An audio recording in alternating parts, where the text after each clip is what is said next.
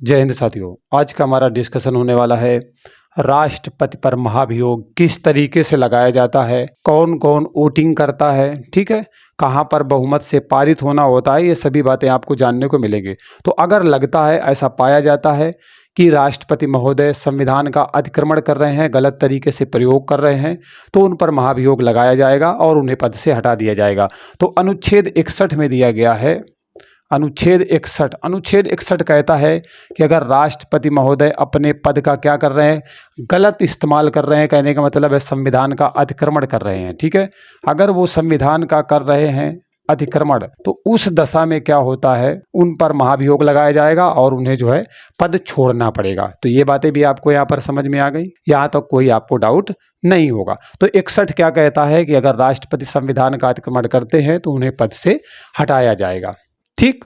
अब बेटा अनुच्छेद 61 के अनुसार ये भी बताया गया है कि राष्ट्रपति पर जो महाभियोग है वो लगाया किस तरीके से जाएगा, ठीक है।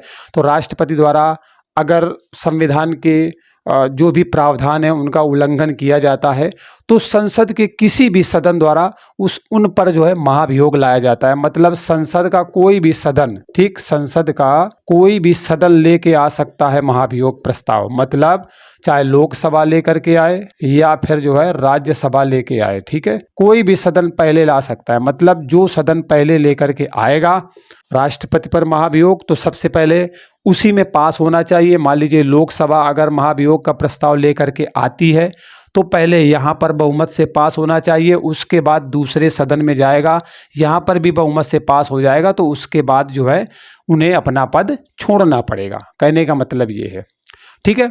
हाँ, एक बात और है, अगर राष्ट्रपति महोदय पर महाभियोग लगाना है तो उससे 14 दिन पहले उन्हें लिखित सूचना देनी पड़ेगी। मतलब अगर राष्ट्रपति पर महाभियोग लगाना है तो लगाने के कितने दिन पहले, 14 डेज पहले लिखित सूचना देनी पड़ेगी। कैसी सूचना देनी पड़ेगी?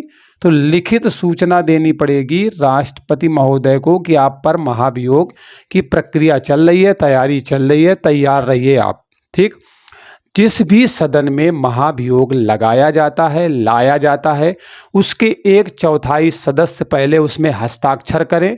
उसके बाद संसद के उस सदन द्वारा महाभियोग का प्रस्ताव पेश किया जाएगा। मतलब सबसे पहले जिस भी सदन द्वारा, चाहे लोकसभा लेके आए, तो जितने भी सदस्य है उसका 1/4 पहले क्या करेंगे, सिग्नेचर करेंगे। उसके बाद आगे प्रक्रिया बढ़ेगी। अगर राज्यसभा के हैं तो ये भी 1/4 पहले सिग्नेचर करेंगे। उसके बाद वो जो है पटल पर रखा जाएगा, ठीक। चलिए, उसके बाद पटल पे तो रख दिया गया, फिर 2/3 बहुमत से पारित होना चाहिए। मतलब लोकसभा में भी 2/3 बहुमत से पास होना चाहिए।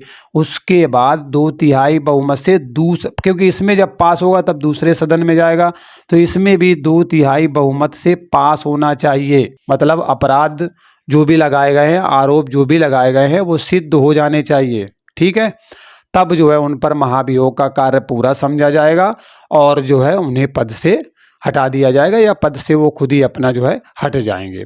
तो उसी तिथि से राष्ट्रपति का पद त्याग करना होगा। मतलब अगर महाभियोग जो है उन पर क्या कहते हैं, प्रमाणिक हो जाता है, मतलब जो लगाया गया था ना वो सिद्ध हो जाता है कि हाँ सच में जो है संविधान का अतिक्रमण किया जा रहा है इनके द्वारा, तो बेटा उन्हें पद छोड़ना पड़ेगा। जिस दिन ये पास हो जाएगा ना दोनों सदनों से, तो समझ लेना उसी दिन उन्हें पद छोड़ना पड़ेगा। लेकिन राष्ट्रपति का पद रिक्त होने के 6 महीने के अंदर इस पद को भरना भी पड़ेगा। मतलब 6 महीने के अंदर अगर पद मान लो महाभियोग के माध्यम से उन्होंने छोड़ा है तो 6 महीने के अंदर पद को भरना पड़ेगा। हर दशा में चुनाव करा करके इस पद को भरना पड़ेगा। मान लीजिए राष्ट्रपति महोदय 5 वर्ष की जो है समाप्ति के पहले ही उनका कार्यकाल समाप्त हो जाता है, तो क्या होगा, तुरंत निर्वाचन करना होगा और पद को भरना होगा। ऐसा अनुच्छेद 62(1) में कहा गया है। मतलब अनुच्छेद 62 के 1 में बोला गया है कि अगर जो है 5 वर्ष से पहले वो अपने पद को छोड़ देते हैं तो फटाफट क्या कराना पड़ेगा, चुनाव कराना पड़ेगा और उस पद को क्या करना पड़ेगा, भरना पड़ेगा, फिल करना पड़ेगा, ठीक। ये बातें भी आपको समझ में आ गई। किंतु अगर राष्ट्रपति का पद समय अंतराल पूरा होने के बाद रिक्त होता है। मान लीजिए कि राष्ट्रपति महोदय है और उन्होंने अपने पूरे 5 वर्ष पूरे कर लिए, लेकिन अभी क्या हुआ है कि चुनाव प्रक्रिया संपन्न नहीं हुई, नए राष्ट्रपति का चुनाव नहीं हुआ है। उस दौरान क्या किया जाएगा, जब तक नया राष्ट्रपति नहीं आ जाएगा, मतलब नए राष्ट्रपति का चुनाव नहीं होगा, तब तक ये जो पुराने वाले राष्ट्रपति है ना, ये पद पर बने रहेंगे, पद को रिक्त नहीं छोड़ेंगे, क्योंकि देश के प्रथम नागरिक हैं, देश के सर्वे सर्वा हैं, ठीक है, इसलिए पद खाली नहीं रहता है। अब आपके मन में प्रश्न होगा कि उपराष्ट्रपति तो हैं, राष्ट्रपति जब नहीं रहेंगे तो उनका जो है पदभार संभाल लेंगे, लेकिन ऐसी स्थिति में नहीं संभालेंगे। अगर राष्ट्रपति महोदय किसी कार्य से कहीं बाहर चले गए हैं, ठीक है, या उनका स्वास्थ्य खराब हो गया है, तो उस दशा में उपराष्ट्रपति महोदय संभाल लेंगे। लेकिन यहाँ तो मामला भैया दूसरा है, यहाँ पर वो संभालेंगे नहीं, ठीक।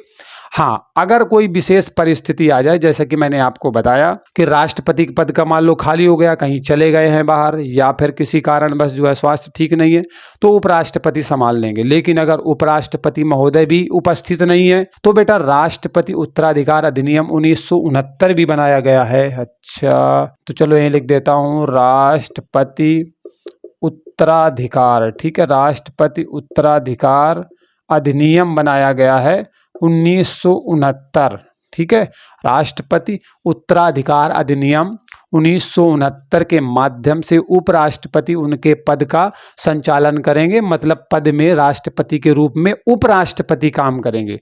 लेकिन अगर मान लीजिए उपराष्ट्रपति अनुपस्थित हो, ठीक है, थोड़ा सा मैं साफ कर लूँ तो मैं और अच्छे से आपको जो है स्पष्ट कर पाऊँ, जिससे कि बढ़िया से समझ में आ जाए, ठीक है। चलो, मान लीजिए मैंने बोला कि राष्ट्रपति महोदय किसी कारणवश जो है अनुपस्थित हैं, ठीक है, मान लीजिए नहीं है, तो उस दौरान कौन पद संभालेगा, तो उपराष्ट्रपति जो है राष्ट्रपति का कार्यभार जो है देखेंगे, मतलब ये राष्ट्रपति के रूप में काम करेंगे उपराष्ट्रपति महोदय। लेकिन अगर क्या दशा आ जाए कि किसी कारणवश उपराष्ट्रपति भी अनुपस्थित हो जाते हैं, तो बेटा आपका जो सर्वोच्च न्यायालय है, सर्वोच्च न्यायालय, ठीक है, न्यायालय, इसके जो मुख्य न्यायाधीश हैं, कौन है, मुख्य न्यायाधीश, मुख्य न्यायाधीश, कमेंट करके बताओ कौन है वर्तमान में, ठीक है, तो वो राष्ट्रपति का जो है कार्यभार संभालेंगे। लेकिन अगर मान लीजिए ये सर्वोच्च न्यायालय के मुख्य न्यायाधीश भी अनुपस्थित हो गए, तब क्या होगा, तो बेटा सर्वोच्च न्यायालय का जो वरिष्ठ न्यायाधीश है, कौन है, वरिष्ठ, ठीक है, सबसे श्रेष्ठ है, जो मतलब सबसे तजुर्बे वाला आदमी है, ठीक है, वरिष्ठ न्यायाधीश है, वो इस पद को संभालने का काम करेंगे। अब इतने सारे एब्सेंट होते नहीं कि आप सोचो अगर ये भी नहीं रहेंगे तो आगे क्या होगा, कोई ना कोई तो इनमें से बना रहेगा, ठीक है। तो इस तरीके से कैसे महाभियोग लगाया जाता है, इस वीडियो के माध्यम से मैंने समझाया कि अगर संविधान का हो रहा है अतिक्रमण, तो कोई भी सदन महाभियोग लेके आएगा, लेकिन 1/4 सदस्यों के साइन होना चाहिए, तब पटल पर रखा जाएगा, 2/3 बहुमत से दोनों सदनों से पास होना चाहिए। जिस दिन पास, उसी दिन राष्ट्रपति महोदय अपना पद छोड़ देंगे। अगर अन्य किसी कारण से छूटता है तो उपराष्ट्रपति संभालेंगे, वो नहीं है तो मुख्य न्यायाधीश संभालेंगे, वो नहीं है तो वरिष्ठ न्यायाधीश संभालेंगे। तो ये बातें आपको समझ में आ गई होंगी। वीडियो कैसा लगा कमेंट करके जरूर बताइएगा। मिलते हैं नए वीडियो में एक नए अपडेट के साथ। Bye bye, take care, see you.